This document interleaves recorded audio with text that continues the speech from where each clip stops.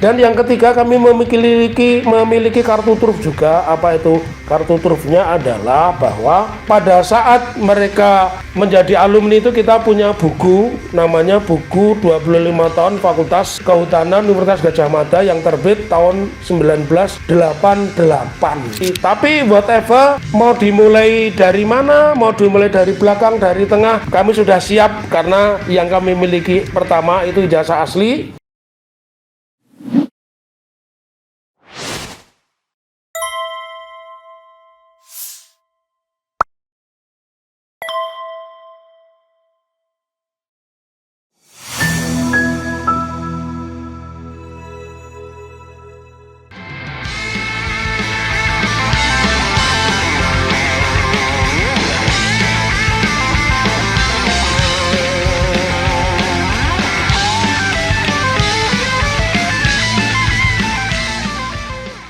Jangan lupa datang ke Pengadilan Negeri Surakarta Selasa 6 Januari 2026 dengan agenda pembuktian dokumen dari pihak tergugat.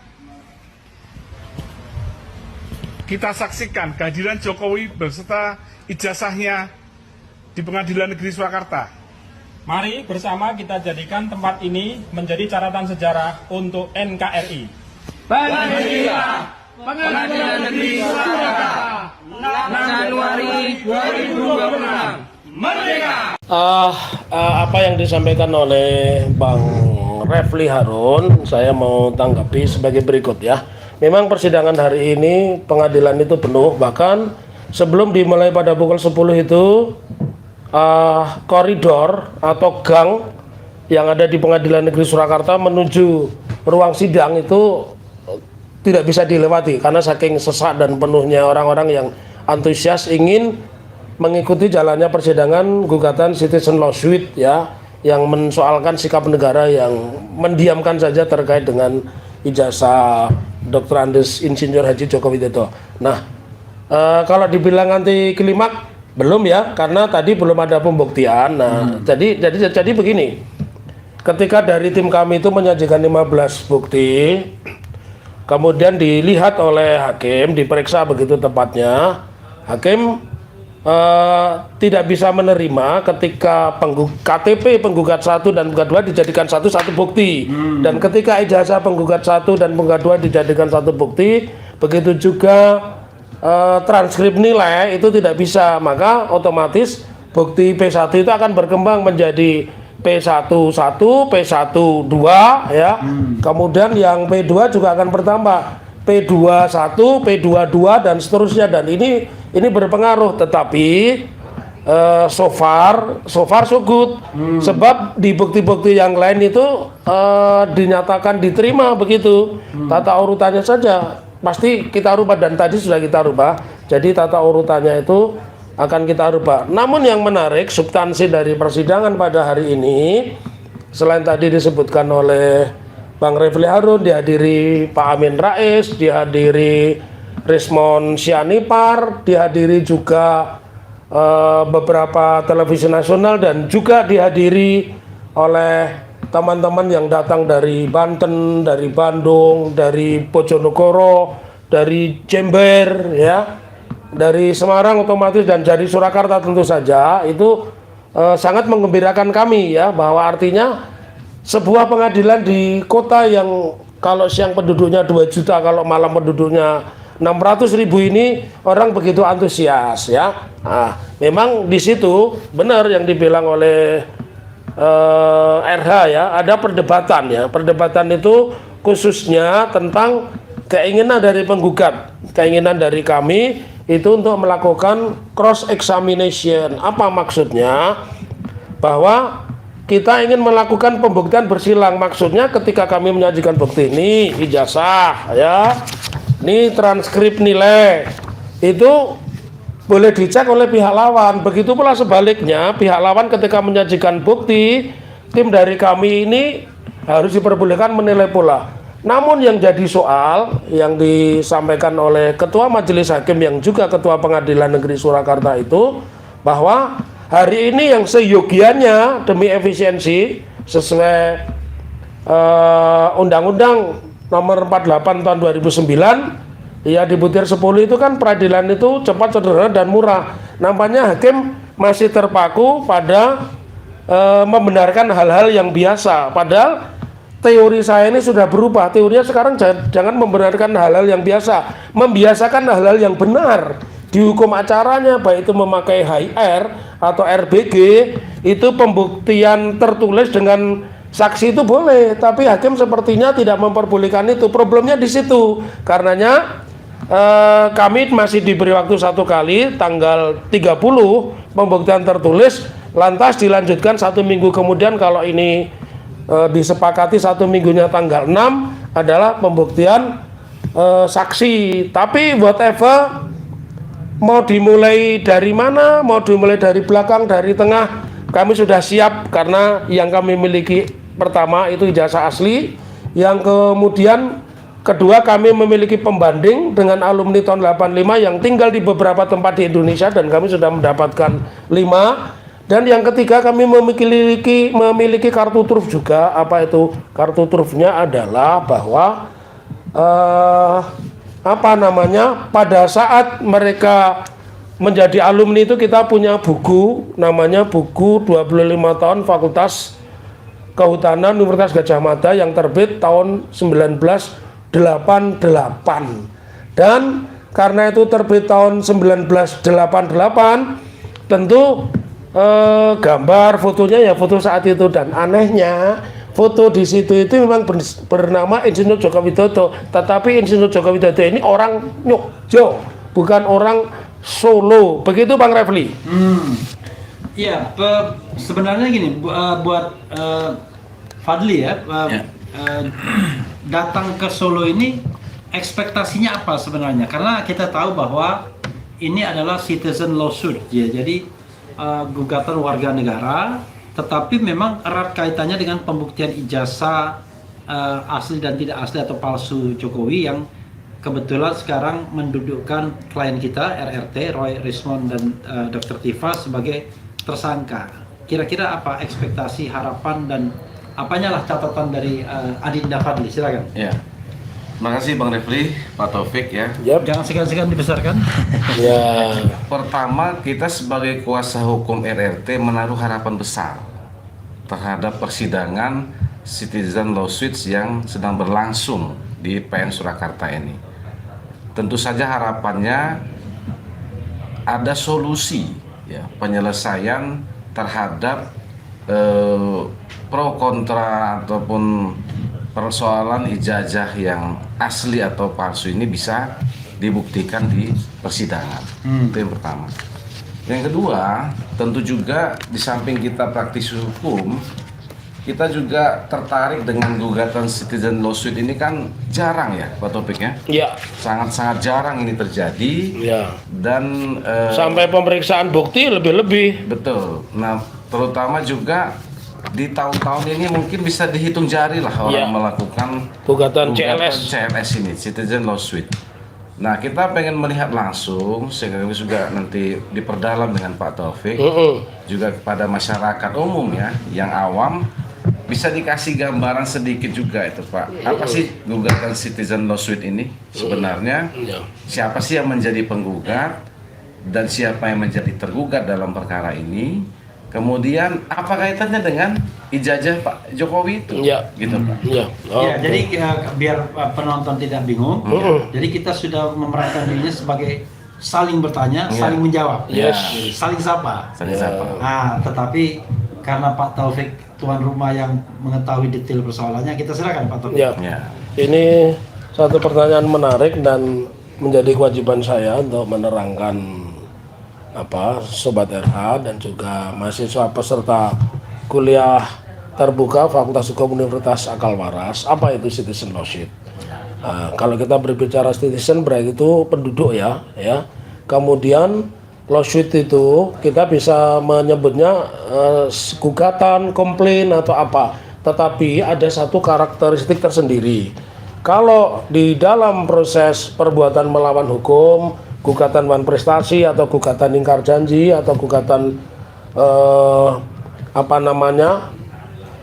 onrah mata gedat atau wederrechtelijk begitu ya. Kalau kalau kita bicara pidana itu bedereh telah, maka sebenarnya kita ini sedang menguji kenapa perkara ijazah yang sudah 11 tahun, artinya 10 tahun di masa pemerintahan Pak Dr. Andes Insinyur Haji Joko Widodo, ya, itu tidak pernah terselesaikan, dan kemudian di pemerintahan Pak Prabowo justru memakan korban baru. Di pemerintahan Pak Jokowi masuk akal, dia berkuasa, dia menguasai semua lini hukum, polisi, jaksa, dan hakim.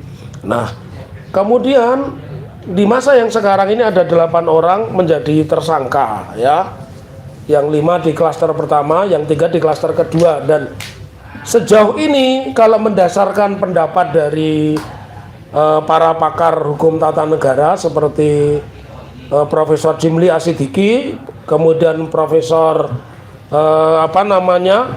Mahfud MD, dan juga ahli pidana Reza Indragiri, itu kan mensyaratkan kenapa sejauh ini tidak pernah ada dibuktikan. Dan pembuktian yang paling benar menurut pendapatnya dari Prof siapa ini namanya Jimli Asidiki itu ya pengadilan perdata. Oleh karena itu, dengan latar belakang itu semua, karena sudah menjadi isu nasional bahkan internasional, kita menginginkan negara ini berbuat, karena negara ini saat ini dikelola Prabowo, ya harus kita ajukan. Apa berbuatnya itu?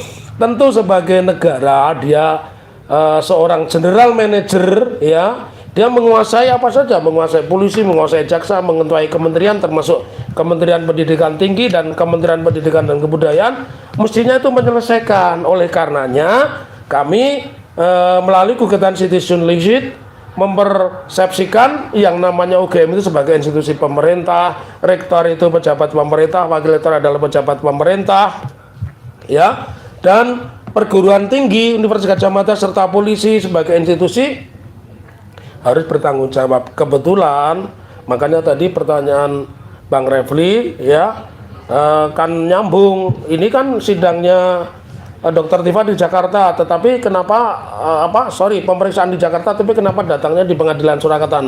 Jadi citizen lawsuit itu supaya negara mengambil alih persoalan ini, karenanya kita tidak menuntut ganti rugi.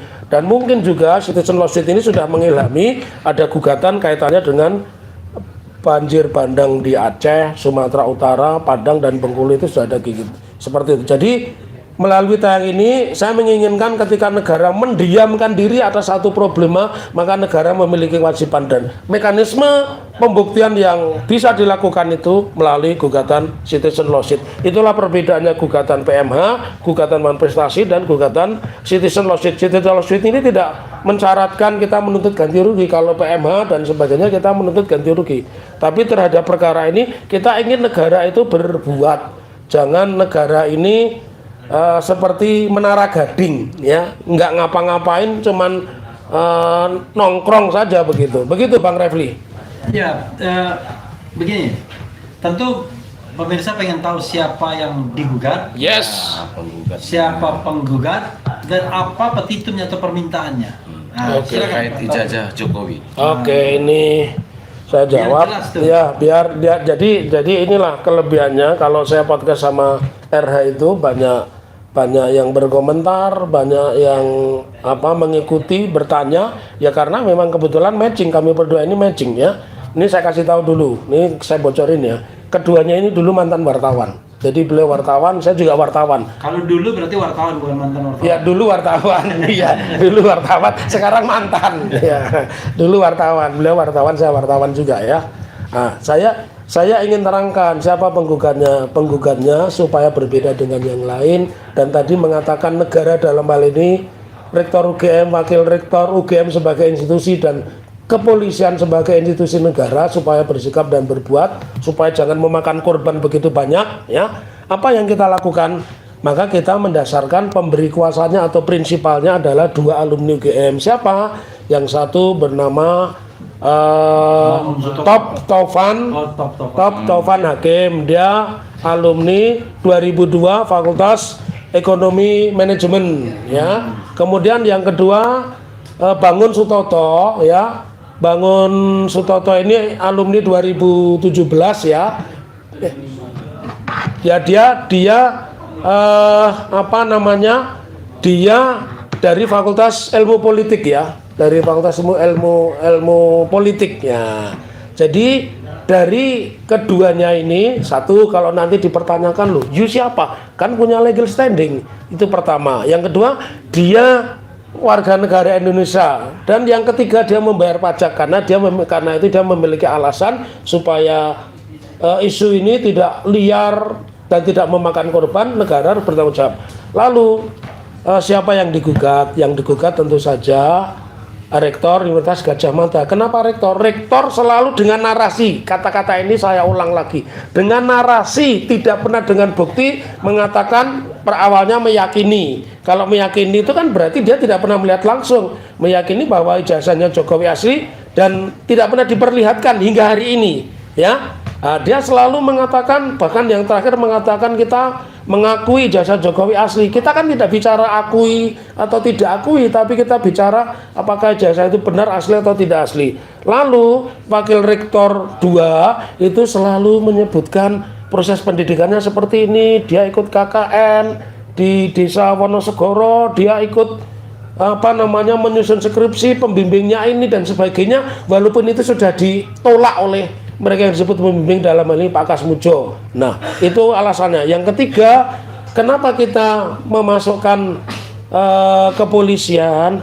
Karena kepolisian kan menyimpan ijazah, dan kemarin ditunjukkan Kepolisian Republik Indonesia ya? Ya, Kepolisian Republik Indonesia itu menyimpan ijazah. Artinya begini, tadi juga ada di wartawan ditanya ketika di pengadilan, lalu bagaimana kalau ijazahnya itu tahan sebagai barang bukti? Justru gampang, polisi itu kan satu, mau polisi Surakarta, polisi Semarang, polisi Jakarta, polisi Banten, polisinya satu, kan mudah itu ditunjukkan. Nah, terakhir Universitas Gadjah Mada sebagai institusi juga kita masukkan sebagai turut tergugat. Kenapa? Biar dia berbuat ya, biar dia berbuat, jangan seenaknya. Dan Pak Jokowi sebagai tergugat utama tentu saja berkewajiban kalau di depan wartawan Kompas secara eksklusif mengatakan, saya akan tunjukkan di depan sidang, di depan wartawan yang lain lebih kurang 12 wartawan juga mengatakan begitu ya. Tentunya itu kalau beliau ini seorang